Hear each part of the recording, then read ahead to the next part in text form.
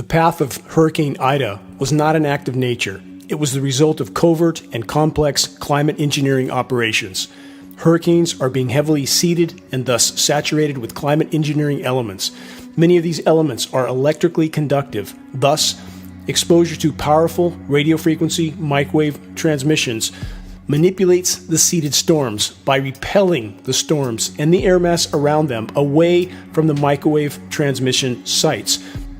Land-based sites and sea-based SBX microwave platforms. This effect is clearly visible on this microwave transmission level monitoring loop that geoengineeringwatch.org captured during Hurricane Ida's path. As Hurricane Ida reached landfall, the storm was first stalled by land-based microwave transmission facilities. That slowed Ida's inland advance. The storm was then continuously steered by the extensive network of microwave transmission sites. It is the ability of the climate engineers to steer storms like Hurricane Ida that allows them to so accurately plot their exact future paths, often a week in advance. The U.S. military first initiated hurricane manipulation operations 74 years ago, Project Cirrus in 1947. Not opinion, not theory, not conjecture. It is historical fact.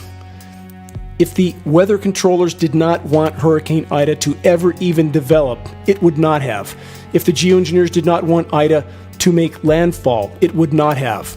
In other parts of the country, if the climate engineering cabal were not completely blocking the flow of moisture into the U.S. West, it would not be completely drying up and incinerating. All the way back in the 1960s, in Vietnam, the U.S. military used weather modification operations to flood whatever they wanted.